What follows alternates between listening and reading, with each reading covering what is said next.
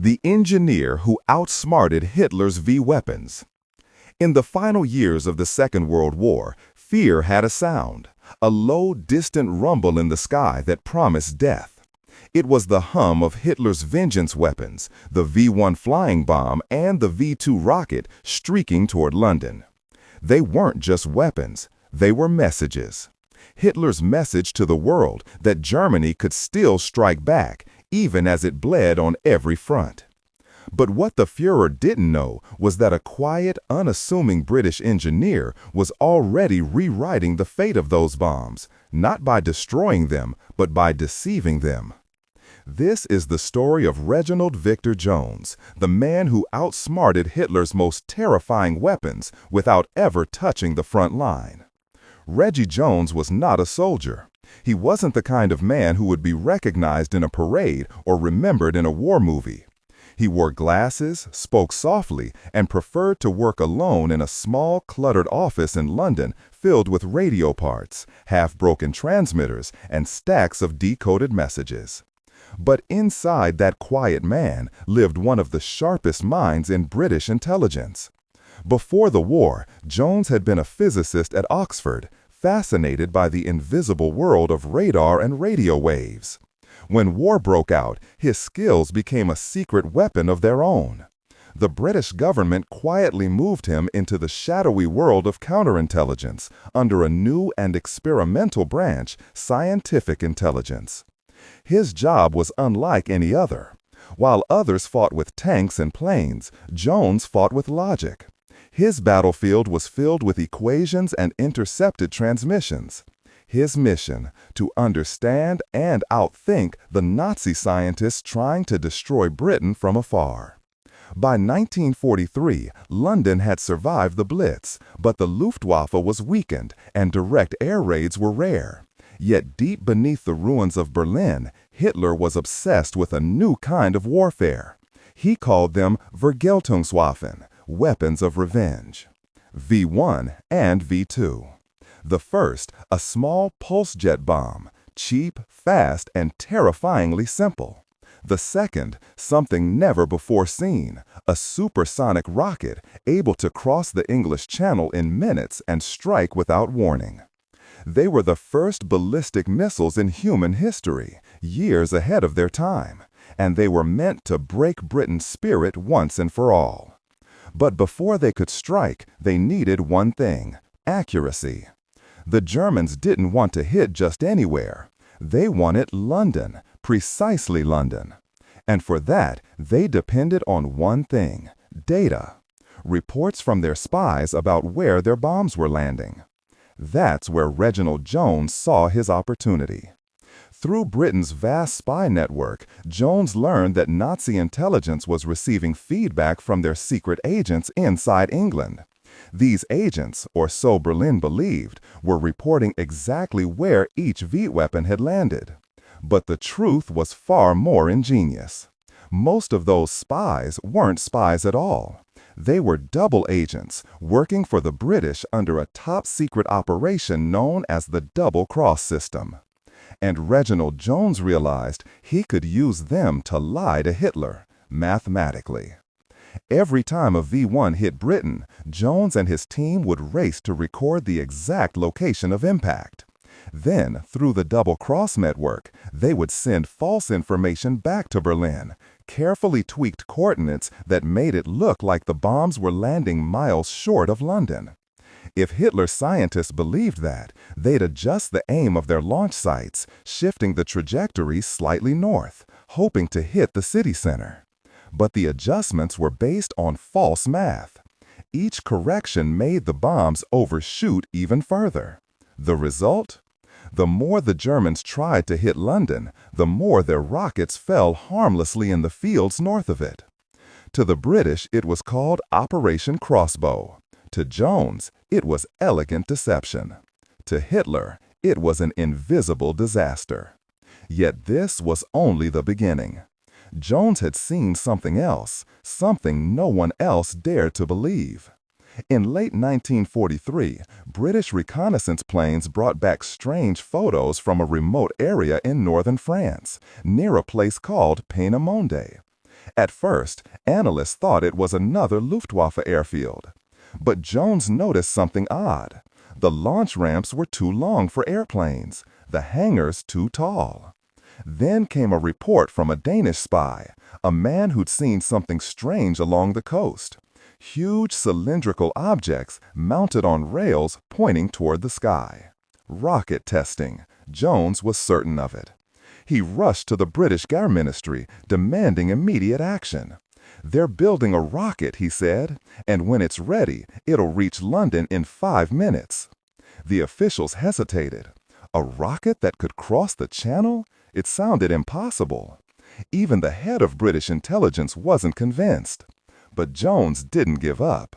He pushed, pleaded, argued, until finally he got his proof. One of the photos, under magnification, showed a long, sleek shadow, the outline of something no one had ever seen before, a missile. He called it the V-2. And that discovery would lead to one of the most decisive air raids of the war. On the night of August 17, 1943, hundreds of RAF bombers took to the skies. Their target, the Peenemünde research base. The operation was called Hydra, and its success would delay Hitler's rocket program by more than 6 months. But it came at a terrible cost. Over 700 civilians, forced laborers from occupied Europe, were killed in the bombing. Jones carried that burden for years. He knew the cost of deception. Every choice in his war came with a shadow. And yet, he also knew if Peenemünde had survived, London might not have. When the V-2s finally came, in September 1944, they came fast and without warning. Unlike the V-1 buzz bombs, which could be heard from miles away, the V-2 traveled faster than sound. You didn't hear it coming, you just heard the explosion. There was no defense, no siren, no interception, no time to hide. But Jones wasn't looking for a way to stop the rockets physically. He was looking for a way to outthink them again. The Germans launched hundreds of V-2s from mobile sites across occupied Europe. Each launch left behind a complex trail of telemetry, radar signals, and radio chatter. Jones's team intercepted everything, hundreds of fragments of data, and began to map patterns. Each time, they'd find the launch site, pass it to the RAF, and watch as the next one was bombed out of existence. It became a deadly chess game between engineers, and Jones was always one move ahead. But his greatest trick was yet to come. As V-2s continued to rain on London, the Germans once again relied on their double agents for landing data, believing their reports to be honest. Jones seized that chance. He began feeding them false coordinates, slowly, subtly, to shift the Germans' aim away from the city. Bit by bit, they recalibrated. And soon, the rockets meant for London began to fall harmlessly in Kent and Essex, missing their mark by miles. In essence, Jones had redirected Hitler's most advanced weapon using nothing but lies and math. The V weapons were terrifying, but they had a fatal flaw. They trusted human intelligence. And Reginald Jones had turned that trust into their greatest weakness. By 1945, as the Allies closed in, Germany's rocket scientists destroyed their own facilities. Wernher von Braun, the mastermind behind the V-2, surrendered to the Americans, later becoming the architect of NASA Saturn V. But Jones's name remained largely unknown. While others went on to fame in peacetime, he quietly returned to academic life, never seeking credit for what he'd done.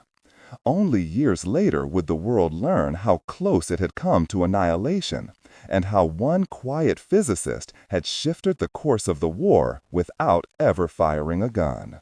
He had fought a war of wits and won. The man who outsmarted Hitler's vengeance weapons didn't do it with armies or tanks or bombs. He did it with patience, intellect, and the courage to see patterns where others saw chaos. When asked years later what he thought of his wartime work, Jones smiled and said simply, I was never brave enough to fight in a trench, but I like to think I fought my own kind of battle. And he did. In silence, in secrecy, and with the quiet genius that turned the tide of a war. By the winter of 1944, London was living on borrowed time.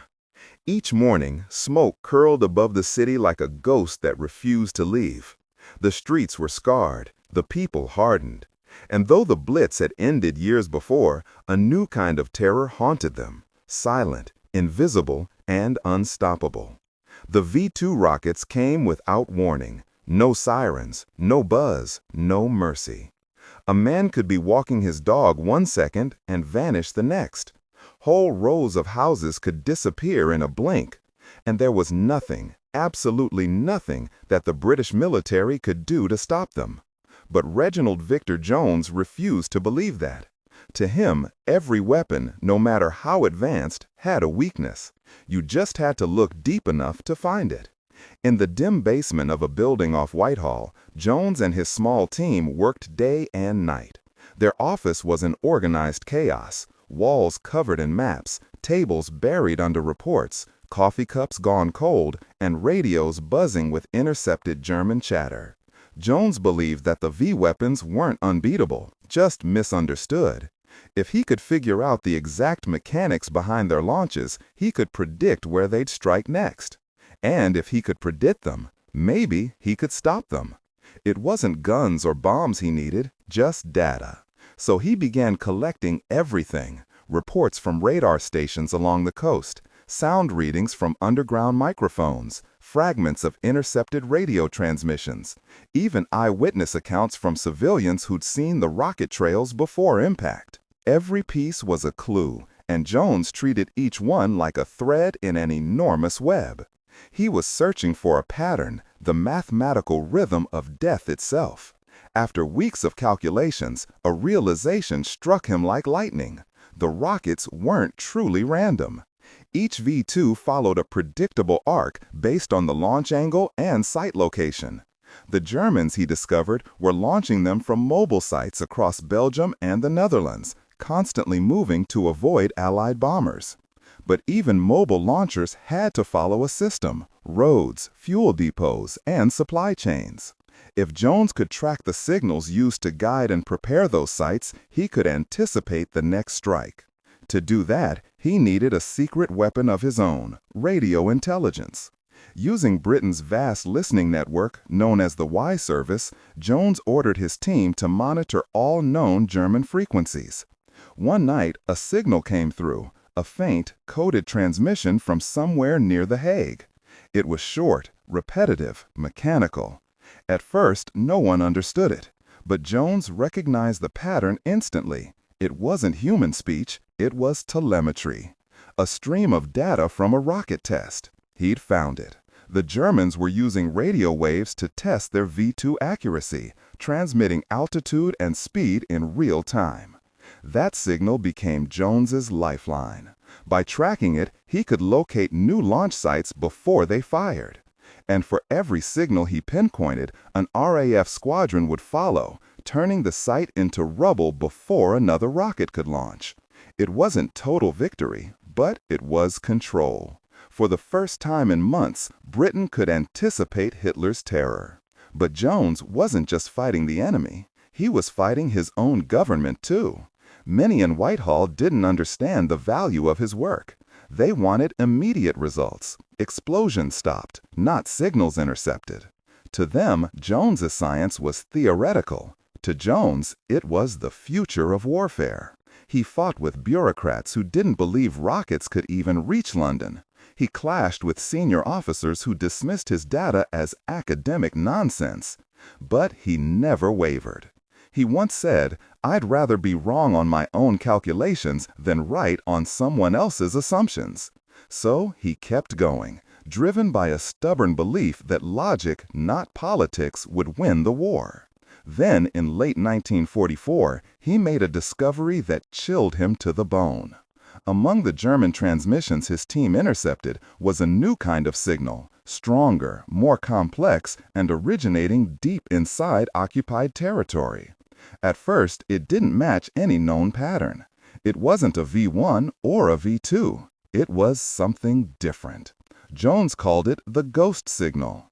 Every time it appeared, Allied radar stations picked up strange echoes, faint, high-altitude blips moving faster than anything they'd seen before. At first, analysts thought it was an error, but Jones had a gut feeling. This was a new weapon. He spent sleepless nights decoding the pattern, cross-referencing every report, every radar return. Slowly, the truth emerged. The Germans were testing a supersonic glider bomb, a hybrid between an aircraft and a missile. If completed, it could have reached London in under 3 minutes. Jones went straight to the Prime Minister's office with his findings. Churchill listened, pipe in hand, brow furrowed. Then he simply said, "If you believe this is real, Reginald, I suggest we kill it before it grows teeth." Within days, Allied bombers hit the suspected test sites in northern Germany. When ground troops reached the ruins months later, they found shattered remains of an experimental aircraft, sleek, steel gray, and aerodynamic. Jones had been right again. The weapon, if perfected, could have changed the war's final year, but it died in the rubble before it could fly. Still, the war raged on, and Hitler's desperation deepened. The V-weapons had failed to break Britain's will, but they had bought him time. Time to dream of something even darker. Rumors began to spread through Allied intelligence circles of a V-3, a supergun buried in tunnels beneath France. It was said to be capable of firing hundreds of shells a day across the Channel, like a machine gun firing artillery. Most dismissed it as propaganda. Jones did not. He'd learned long ago that when it came to Hitler's weapons, even the absurd could be true. He dove into every scrap of intelligence he could find: French resistance reports, reconnaissance photos, cryptic mentions in intercepted German memos. And slowly, a picture began to form. Beneath the French countryside near Memoyex, German engineers were carving out tunnels, long, narrow shafts pointing straight at London. At the end of each tunnel was a massive barrel designed to fire explosive shells through a series of sequential charges. A supergun powered not by rockets, but by physics. If completed, it could have bombarded London endlessly, far beyond Allied bombers. Jones sounded the alarm again, and once again many doubted him. But this time he had a powerful ally, Churchill himself. The Prime Minister had come to trust Jones's instincts completely. He called him my favorite wizard. And so, in July 1944, a squadron of RAF bombers carried a new kind of weapon, tall boy bombs, 12,000-pound monsters designed by Barnes-Wallis to penetrate deep underground. They dropped them over Memoyex. The explosion collapsed the tunnels, sealing the supergun forever beneath tons of rock. Jones had saved London again, this time from a weapon the world barely knew existed. By early 1945, as Allied forces advanced through Europe, the remnants of Hitler's weapons program fell into chaos. At Peenemünde, German scientists burned blueprints and destroyed prototypes, desperate to keep their secrets from Soviet hands. When British troops arrived, they found abandoned rockets, smashed control panels, and a chilling reminder of the race that had consumed thousands of lives. But one document stood out among the ruins, a handwritten note describing anomalous targeting discrepancies. In plain language, it meant the rockets had missed. Badly. Jones's deception, his manipulation of landing reports through double agents, had worked even better than he knew. The Germans had been chasing false data for months, recalibrating their rockets farther and farther off course. By the end, more V-2s fell in empty countryside than in the city they were meant to destroy. It was mathematics as warfare. When the war ended, Jones returned quietly to civilian life. No medals, no ceremonies, just a return to his beloved field of physics. He began teaching again, at Oxford and later at Aberdeen, mentoring a new generation of scientists. Many of his students never knew the full extent of what he had done. He rarely spoke about it. To him, the work had been necessary, not glorious. He once said, "The difference between a scientist and a soldier is that one kills by mistake and the other by design. I prefer to make my mistakes on paper." But his legacy didn't stay buried forever. In the decades that followed, as secret documents were declassified, historians began piecing together the full story of Britain's scientific war effort. At the heart of it all was Reginald Jones, the quiet genius who'd anticipated radar, cracked German deception systems, and outsmarted the V-weapons that terrified Europe. He became a symbol of a new kind of warfare, one fought not with bullets, but with brains. When asked late in life how he felt about having defeated Hitler's most advanced weapons, Jones smiled and said, "I didn't defeat them. I just made sure they defeated themselves." In the end, that's exactly what he did. By feeding lies into the heart of Germany's data system, he turned their own science against them. The V-1s that were supposed to crush London landed in empty fields. The V-2s that were meant to terrorize civilians exploded in farmland. And the V-3 supergun, the final vengeance weapon, never fired a single. By the beginning of 1945, the war in Europe was reaching its breaking point. The Reich was collapsing from within. Factories stood silent. Cities burned under relentless Allied bombing. And yet, deep underground, in bunkers and tunnels carved into mountains, the race for Hitler's miracle weapons raged on. It was desperation disguised as science. To Hitler, technology had become religion, the last divine power that could still save him. To Reginald Jones, that desperation was both terrifying and predictable, because desperate men made mistakes, and mistakes were something he could exploit. In London, Jones sat surrounded by maps marked with red pens. Each pen was a death, a crater, a mystery. For months, he had tracked the invisible war between radar waves and rockets, between precision and chaos. But now, the signals were changing. The Germans were moving their final V-2 launch teams into hidden underground sites, deeper, more fortified, harder to detect. The locations didn't appear on any Allied reconnaissance photos. They were ghosts. And yet, Jones believed he could find them. Not with planes, not with spies, but with math. He began cross-referencing launch angles, wind direction, and impact coordinates from every known strike across southern England. Then he fed the data into calculations that, by modern standards, would be considered primitive, done by hand on sheets of lined paper. But the patterns spoke to him. A curve, a rhythm, a whisper of repetition buried beneath chaos. The new rockets, he realized, were being fired from one of three possible arcs, all intersecting near a forested region south of The Hague. He leaned back in his chair, exhausted, rubbing his eyes. "There," he whispered to himself, "that's where the storm begins." Days later, reconnaissance aircraft were sent to scout the coordinates Jones had identified. What they found shocked everyone.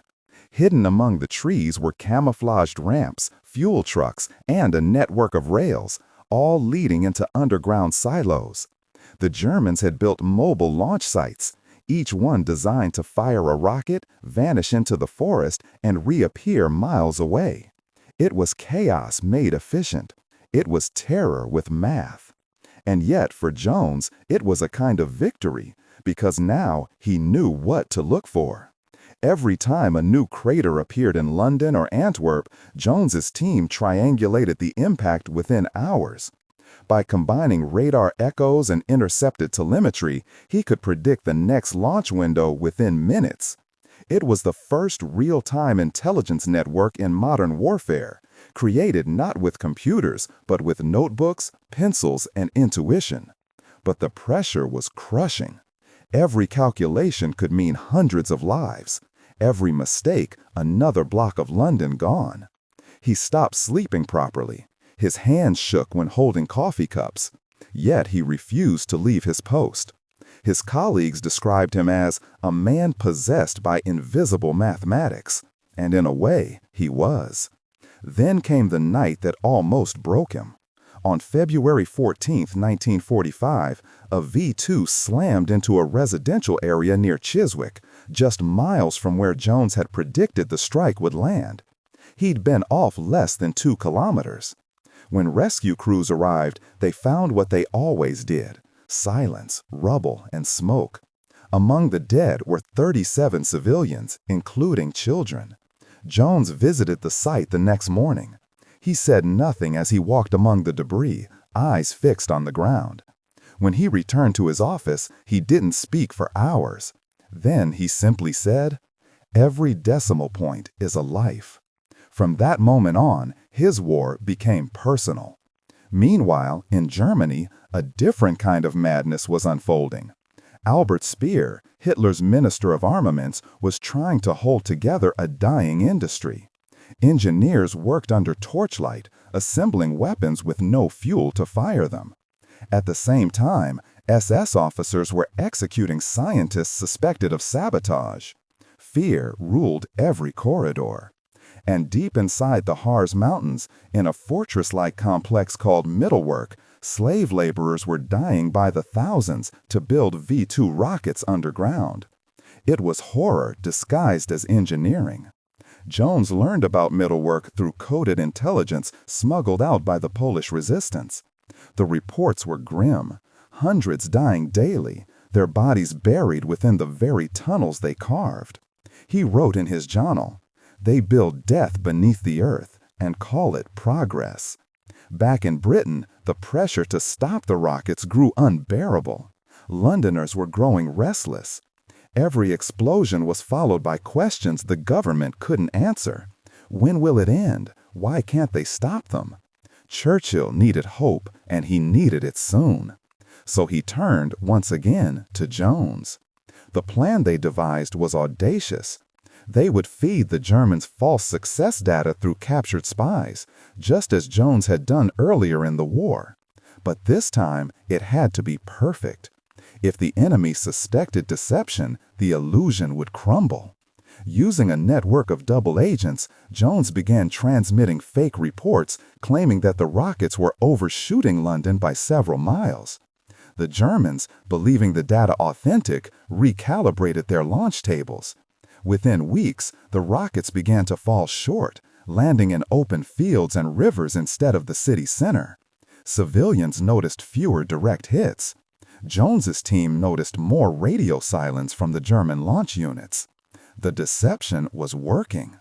But there was one man in Berlin who didn't believe the reports: General Dornberger, the head of the V-weapons program.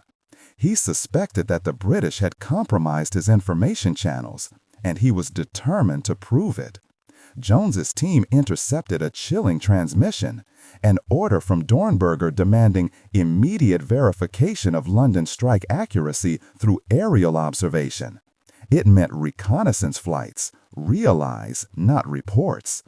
If those planes reached London, the entire deception would collapse.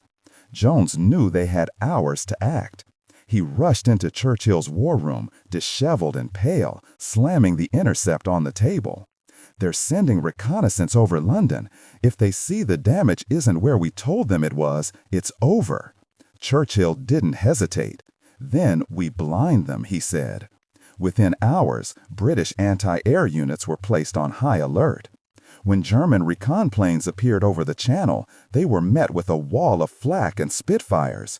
None reached London. The deception held. To the Germans, the false data remained truth, and to Jones, the truth remained silent.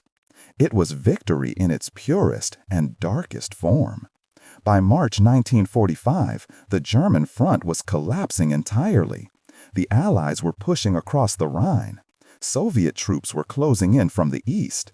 And still, Hitler raved about new revenge weapons that would turn the tide. But Jones knew better. The V program was dying, its factories bombed, its scientists fleeing, its fuel gone. In one of his last intercepts, Jones read a message from Penamende scientists begging for permission to surrender to the British, not the Soviets. It ended with a single line: "Our rockets no longer fly, but our fear does." When Allied troops finally reached Peenemünde, they found ruins. In underground tunnels, they discovered half-finished rockets, burned blueprints, and walls lined with chalk equations that ended mid-formula. And in one laboratory, they found a note scrawled in the margin of a destroyed notebook. "Gravity wins again." Jones never forgot that phrase. It summed up everything he believed about the war, that no invention, ideology, no weapon could escape the pull of reality. Science, when corrupted by tyranny, always collapses under its own weight. As April arrived, Hitler's empire began to crumble into dust. The V rockets stopped flying. The ghost signals went silent. Jones's office fell quiet for the first time in years. He sat at his desk, staring at the empty radio static, and for the first time allowed himself to exhale. He had spent half a decade fighting an invisible war, one of equations, frequencies, and lies. And though the guns would soon stop firing, he knew the next war, the war of minds, had already begun. He wrote in his final wartime report, "Victory is not in the explosion that fails to fall, but in the silence that follows." The war in Europe was coming to an end. Berlin was burning. The Third Reich was collapsing from within. But in the silent offices of London's intelligence headquarters, one man remained at his desk, surrounded by the tools of his invisible war: stacks of intercepted messages, sketches of rockets, and a single cracked photograph from Peenemünde. Dr. R.V. Jones sat back, cigarette smoke curling through the dim light. For years, he had lived in shadows, guessing the next move of an empire built on fear. Now, the nightmare was ending. The headlines outside screamed of victory, of parades, of flags. But Jones didn't cheer. He only stared at the reports in front of him. So much destruction, so much brilliance twisted by madness. He had outsmarted Hitler's scientists, turned deception into defense, and helped save London from annihilation. But he had also seen what the human mind was capable of when it served darkness. Peenemünde was gone. But the men who built the V-weapons, they were not. As Allied forces pushed through Germany, the Americans launched Operation Paperclip, a secret effort to capture Nazi scientists before the Soviets could reach them. Among them was Wernher von Braun, the same man Jones had fought from afar. Jones read the reports with quiet disbelief.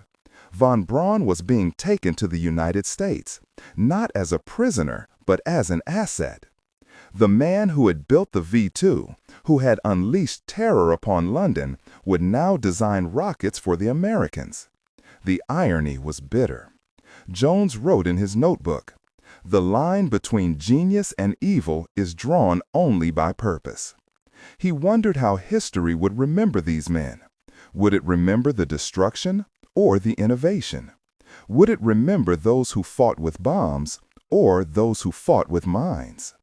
In the chaos of post-war politics, the world was already shifting. The new enemy wasn't Germany. It was the Soviet Union.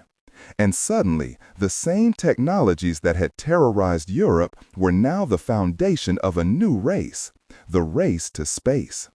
Von Braun's V-2 became the blueprint for the rockets that would one day reach the moon. And Jones's intelligence methods became the foundation for Cold War espionage. But Jones didn't chase glory. He returned to his university post, lecturing young scientists who would never know how close their world had come to ending. He taught physics, but behind every formula, he saw battlefields. Behind every equation, he remembered the screams. He never stopped thinking like a spy. He couldn't. In the years that followed, he was called upon again and again to advise, to predict, to safeguard. He warned of new threats: jet bombers, nuclear payloads, guided missiles. Each time, the world thought it was entering peace. Each time, Jones knew peace was just another phase of preparation. And yet, despite the ghosts that followed him, there were moments of quiet pride. Once, in a small gathering of RAF veterans, an old pilot shook his hand and said, "You saved us, you know. We never knew who to thank." Jones only smiled and replied, "You did the flying. I only drew the map." He never sought medals or honors, though many were offered. To him, the true victory was knowing that his country survived, that London stood, that millions of lives, unknowingly, had been protected by a man they would never meet. But history has a way of forgetting its silent heroes. Decades later, when the world spoke of World War II, names like Churchill, Eisenhower, and Montgomery filled the pages.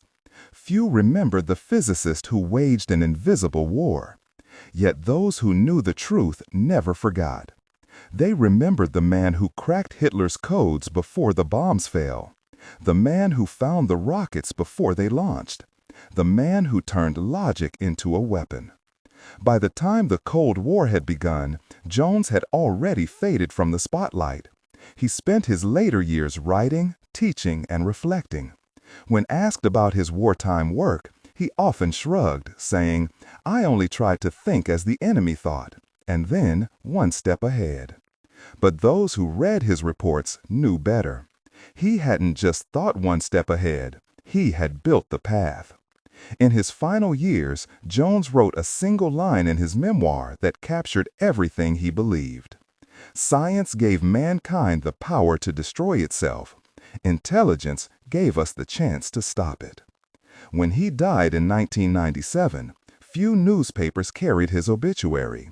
But among the quiet halls of British intelligence, there was a brief pause, a recognition that one of their finest minds had gone. R.V. Jones had never fired a weapon, never commanded an army, never walked a battlefield. But his war was fought in silence and won in thought.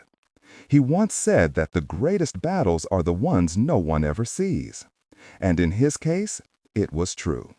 Because long before the world celebrated victory in 1945, one man had already beaten Hitler with nothing but his mind.